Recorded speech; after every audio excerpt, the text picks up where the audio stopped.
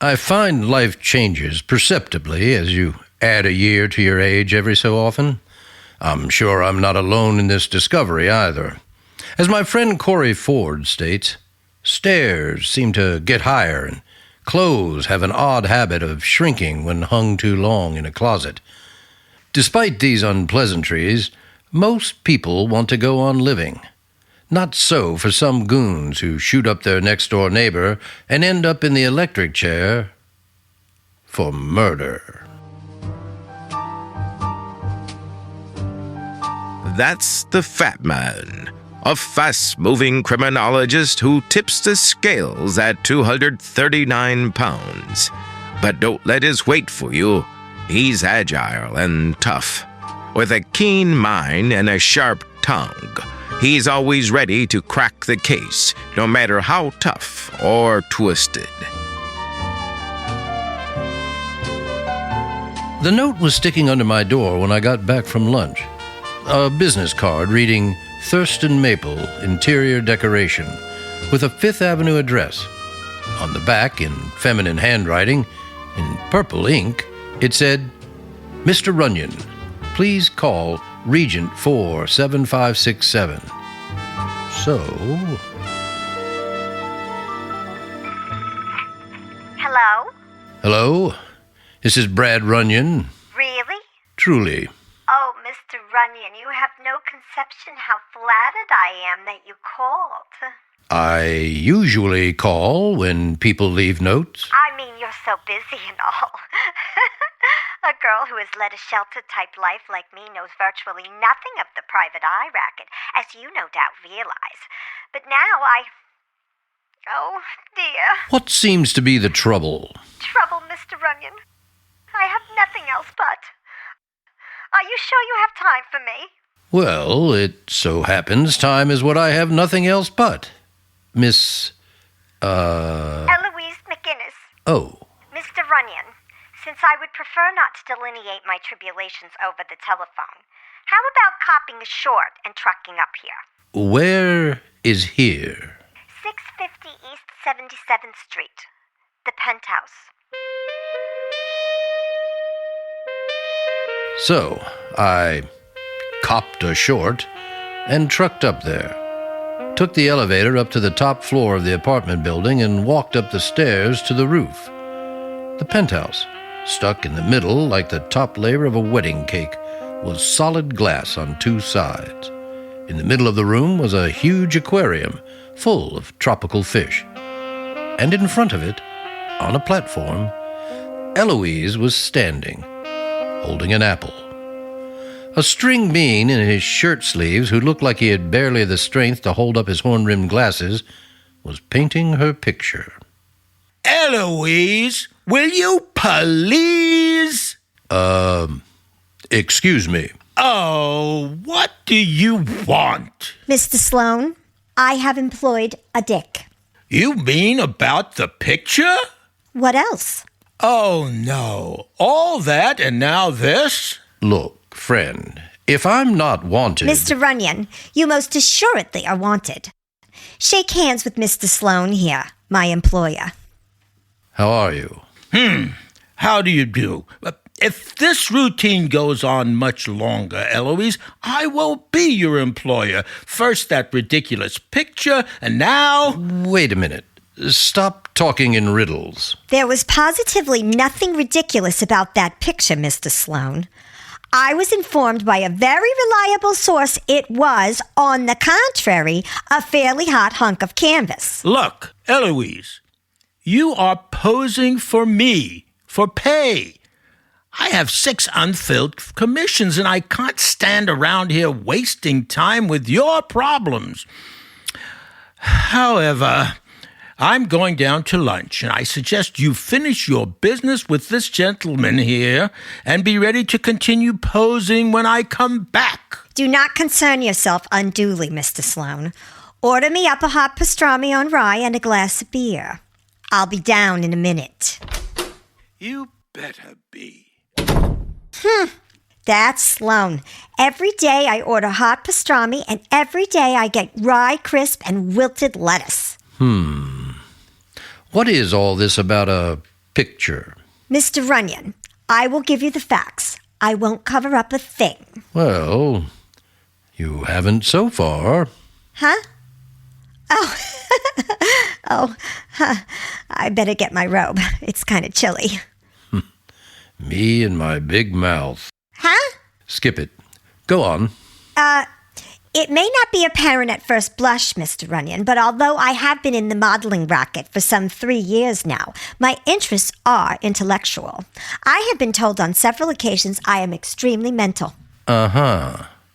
So I'm passing an interior decoration shop on Fifth Avenue yesterday. Thurston Maples. How did you know? The card you stuck under my door? Oh, yeah. Well, so I'm seeing a picture in the window of a girl dancing in a garden in front of a rock wall. It's tagged Oriflamme, and it hits me as something solid. Furthermore, it is priced at $20. Thus, I acquired my first painting. Oriflamme? Yeah. Mr. Thurston Maple himself tells me this means flame of gold in French. So I stick it under my arm and continue on my way, pausing only at a handy saloon for a glass of beer. A very sensible move. Then what? Well, I no sooner get to my apartment when the phone rings, and it is a smooth-voiced guy who declines to tell me who he is. But get this, he makes me a firm offer of $1,000 for the painting. A tidy profit. But I decline. Oh. Why?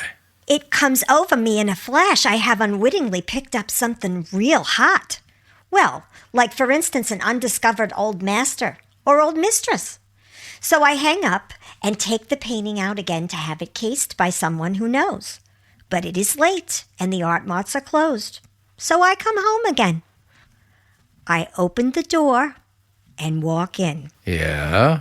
If you look closely at my right eye, you will see that under the makeup is a mouse.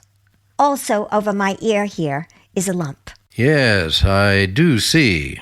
Inside my apartment, lying in wait for me, is a little character with thick glasses and a limp. He walks up and without further ado puts the slug on me, grabs my painting and scrams. The doc who examines me when I wake up tells me I am very fortunate to escape without a percussion. I see. Well, what do I do? Find my painting and also the little gimp who accosted me. If you have to rough him up, so much the better. I must warn you, of course, that you might have your hands full since we are dealing with an unscrupulous party. What's funny? Sweetheart, from here on in, anything will be an anticlimax.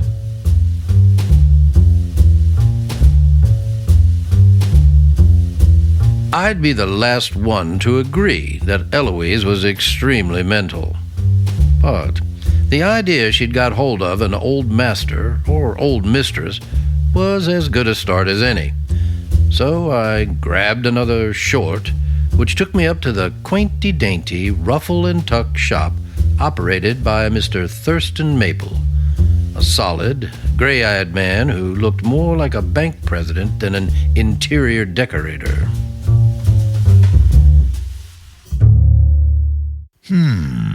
Eloise McGinnis? Yeah. She bought a picture in your window called Oriflamme? Oh, yes, I remember now. Unfortunately. Unfortunately? Well, I hoped I'd forget it. Matter of fact, I very nearly discharged my assistant for putting it in the window. Heaven knows how many passers-by saw it and wondered if I'd gone out of my mind. A horror, Mr. Runyon, an absolute horror. You mean the kind of horror that sells for big dough? I'm afraid I don't understand. Skip it. This was a bad painting, We wouldn't sell a good one for $20. It was probably done by some amateur whose wife wouldn't have it in the house. Where'd you get it? Who knows? Might have come in any of a dozen job lots. How about looking it up? Well, is it that important? It was important enough for someone to beat up my client and run off with it. Well, whatever for, Mr. Runyon? That's what I'm supposed to find out. You don't know how ridiculous that is. That painting is absolutely worthless. However, if you insist, I'll check my files and Wait a minute. Huh? I remember now.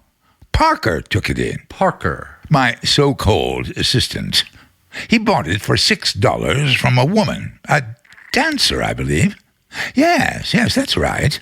He told me she came in last night and tried to buy it back, but I'd already sold it. Now we're getting somewhere. Who was she? Now, let me see. What was it? Ariel Strand. She's a dancer at a place called the Rendezvous in the village. That's remarkable. What's remarkable about a dancer in Greenwich Village? Oh, nothing. I'm talking about your memory. Goodbye, Mr. Maple. Ariel is a name you don't run into every day, even in New York. Yet I had run into it, because it rang a bell somewhere. I decided I'd seen it in the papers. My feet were tired, so I bought one and stopped off at a one-arm joint for a piece of pie. Sure enough, there was a picture of Ariel on page 3, slumped over, with her blonde hair awry and her mascara running down her face. Underneath it said, "Dancer weeps at mobster's bedside," with a squib describing the last mortal hours of a red-hot named Tommy Bronson, who, it seemed, had double-crossed his colleagues on some kind of gambling payoff and had left the gangster profession via the trade exit. His last words were to Ariel, "It's an oriflamme, baby." What this reference to the missing painting meant remained to be seen. So I copped my third short and trucked over to Ariel's apartment in the village. Yeah, what is it? Oh, mind if I ask you a couple of questions? I'm busy. Maybe later, huh? I'm sorry. This can't wait. What do you think you're doing? Take it easy, sweetheart. This has nothing to do with Tommy Bronson, so relax. Who are you? I'm just a poor guy trying to run down that picture you sold to Thurston Maple a while back. What for? Someone slugged my client and stole it. Maple tells me it's worthless. What do you think? It's not worthless. He paid $6 for it. Why'd you sell it to him? If you'd seen it, you wouldn't ask. It was supposed to be of me, and I looked 80 years old. Who painted it? Some poor schmo who lives around here. He gave it to me. That's all? That's it. You're pretty good, baby, but not good enough. Why'd you try to buy it back from Maple last night? Who says I did? He did. He's lying. Why would he lie? Should I know why? Look, mister, why don't you run along? I'm busy. So I noticed. You working for a photographic magazine on the side? Huh? Camera, flash bulbs, roll of film. Exposed, too. What else? I took some pictures of my portrait for memory's sake before I sold it. I'd like to see those pictures. You better put that down. Oh, I'm only curious. Well, what's the gun for? To convince you, you'd better go. And that's the last question on the program, fat boy. What's with the film? Nothing. Get out of here. Well, I hate to run off this way. Of course, I can always look up the little guy with the glasses and the limp. What do you know about him? Oh, he a friend of yours, too? Well, I'll tell you. Oh, what do you think you're... Take it easy now. Let's have it. There. Now sit down and play lady for a while, if possible. You big overstuffed flatfoot, Shut up and sit down. Oh, what's the idea? Now, I'm taking the film with me. What for? Got a wild idea it has something to do with my $6 painting. If it has, I'll be back. If it hasn't, I'll return it to you with a long note of apology and a bouquet of petunias. So long, sweetheart.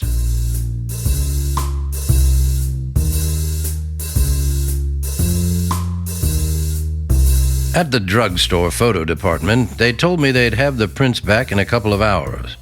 I sat down at the fountain, ordered a cup of coffee, and took the paper out again. It seemed Tommy Bronson's funeral, a simple affair with only $20,000 worth of flowers, was being held at a mortuary across town. According to Eddie Symes, the police reporter who wrote the article, there was a good chance Eddie would be there to cover it. And right now, he was a guy I wanted to see.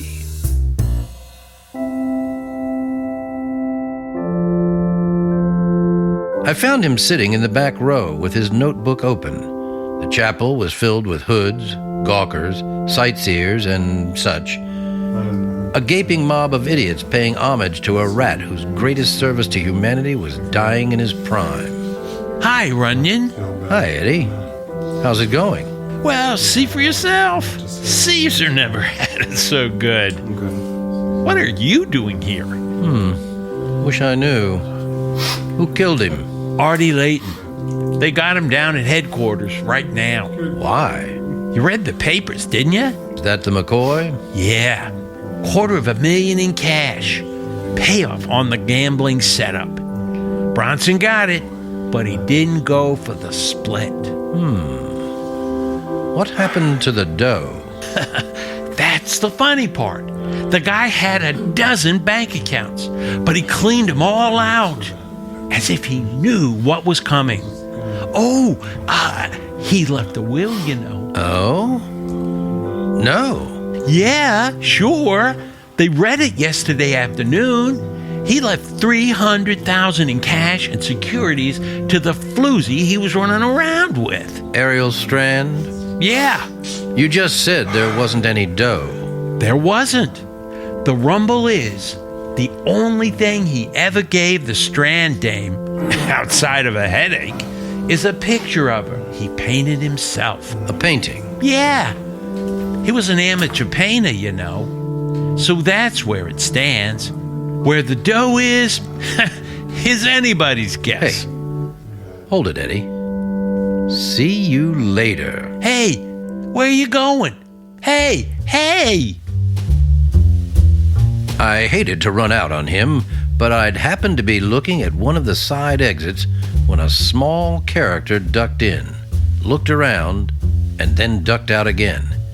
He had 3 interesting points. 1, thick glasses. 2, a limp. And 3, a brown paper package under his arm. I got out onto the street just in time to see him scurry into a drugstore across the way.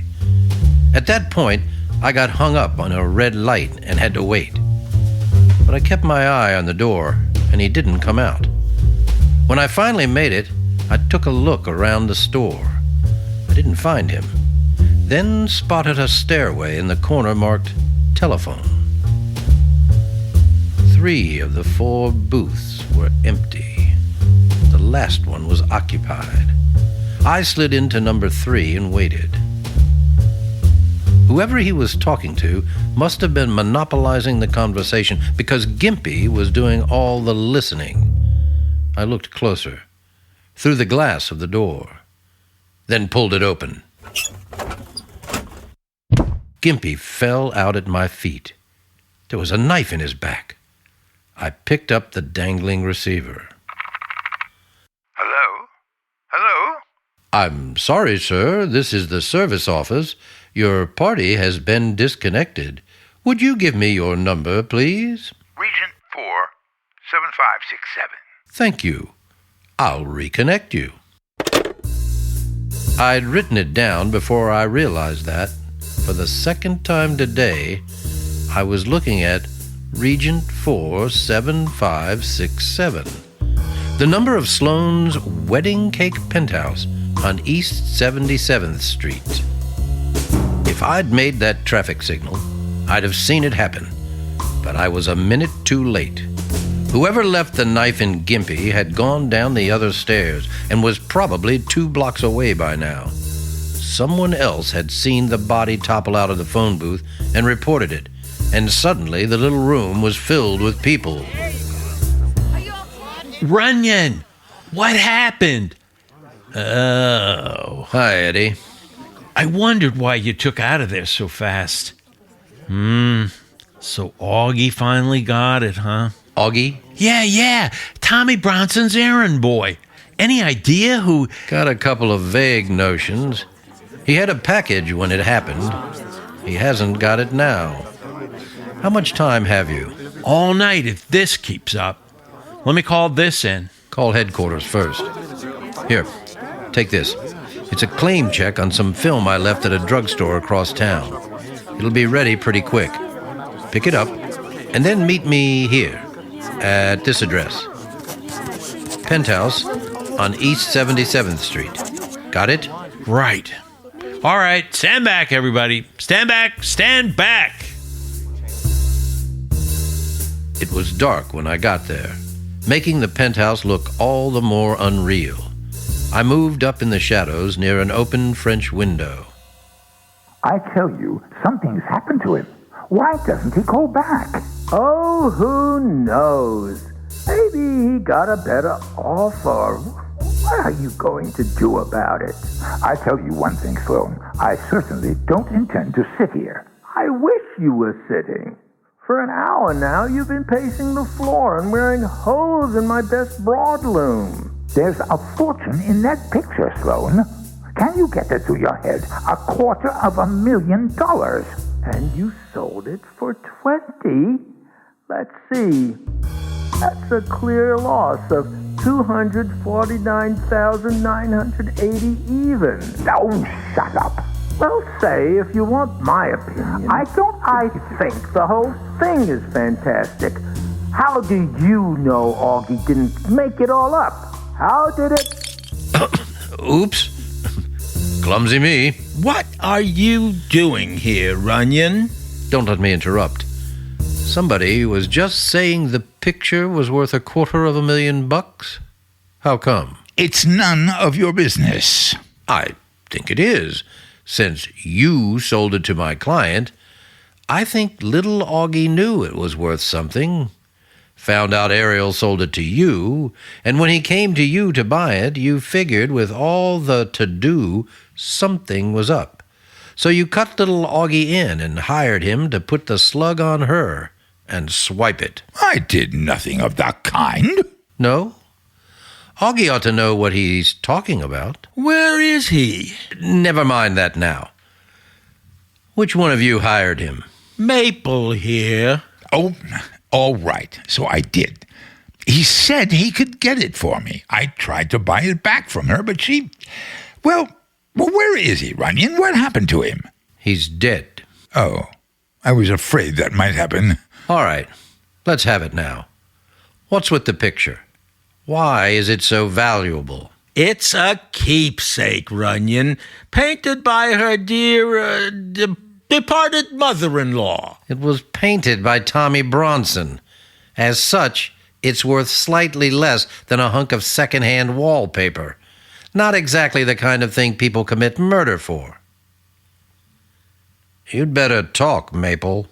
All right, Runyon, I'll tell you. It's really a valuable picture, a Venetian primitive. I didn't realize it, and then Start over. It was painted by Bronson, as I told you. No, you only think so. He claimed it, but that's not... It's a picture of a dame he ran around with named Ariel Strand. A lousy likeness, but an honest try. She's dancing in front of a stone wall. Some routine she does at the Rendezvous Club called the Oriflamme dance. So, forget the Venetian primitive. Well, but you see, that's just the point. You see, he did paint her. He painted over the primitive to conceal its value. After the top is removed... Save your breath. That's 2 strikes. One more, and you're out. Now, see here, Runyon, I'm telling you... You're lying. And if it's any news to you, the Strand dame took photographs of the picture before she sold it. Sloan, that means we're too late. So the photograph seems to be just as valuable as the original. Hardly true if it's a rare Venetian primitive. Now, how about getting down to the facts? That'll be all, Mr. Runyon. Now, wait, Wishbone. Come out from behind that fish tank and put the gun down. It's the second one I've looked at today, and I'm tired of it. Then you'd better go. I'll bet you don't even know how to work it. No? No. Or you wouldn't leave the safety on like that. What are you talking about? It's... Look out! Oh, my! My fish! My guppies!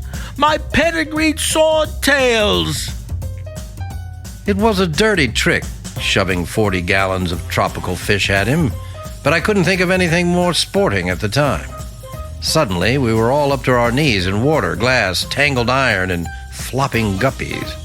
I found Sloane's gun in the middle of it and backed over to the door just as someone knocked. Who is it? Eddie! Oh. Did you, get the prince? Yeah, No, not here. Come on outside. what's going on in there? They're mad at me. Let's see the prints. Over by the light, here. All six are of that painting. How come? She didn't want to take chances on missing. It's clear enough. It was a lousy painting at that. Oriflamme. What does that mean? A flame of gold, in French. Huh. Wonder what that's got to do with Tommy Bronson's garden. It's the dance she does at... What did you say? That rock wall in the background. It's in Tommy Bronson's garden out in Westchester. What's the matter? Did I say something? You sure did. Come on, boy. We're on our way to Westchester. Hold the light a little higher. Look, what's this all about, Runyon? Over this way. That's it. You're sure this is the rock wall in the picture? Sure. There's the sundial, see? Just like in the painting. And the corner of the house comes in on the other side. Wait. Now. She's standing right here. Her hand is pointing here. Hold the picture. Okay. There we are. Flash the light inside. It's empty. Yeah. We're a little late, but we've still got a chance. Come on. We were also a little late getting to her apartment. A cab driver was pulling into the stand on the corner who told us he'd just taken her to the airport. Flight 18 to Miami, Camagüey, Ciudad Real, San Juan, St. John, Port of Spain, Paramaribo, and Rio de Janeiro. Now loading at gate 12. We about decided we were a little late there, too, when a woman in dark glasses busted out of the ladies' lounge and headed for gate 12. Right size and build, but she had dark hair. It was a gamble, but I took it. Excuse me, lady. Let go of me. Ah, I'd know that voice anywhere. Take off the glasses, sweetheart. You're among friends. Here, Eddie. Yeah? You asked who stuck the knife in little Augie? Here she is. This is the brunette version. What is it, Ariel? A wig or a dye job? You seem to know everything, Runyon. You tell me. Sure. You're a bright girl, Ariel. But not as bright as Tommy figured when he slipped you the map to his $300,000. It took you a long time to add it up, didn't it? The dance of gold, the hand pointing to that rock in the wall in his garden. By the way, where is the masterpiece? In the bag. There. With the dough? Yeah. Too bad, baby. It was all yours. Legally. Only you had to commit murder to get it. I had to get the picture when you stole my films. That's the only way I could find the dough. That's too bad. Because where you're going, it's going to be pretty hard to spend. Eddie, watch this dame while I call my client and tell her what this picture was really worth. This has been a Naples Players Radio Theater presentation featuring the vocal talents of Jim Heffernan, Vic Caroli, Pam Dorek, Betty Wetmore, Eric Sivertson, and Kenneth Wetcher. If you have enjoyed this production, please let others know. You can always follow us on Facebook, Instagram, and LinkedIn. And don't forget, you can always see what's happening at the Naples Players by visiting our website, www.naplesplayers.org.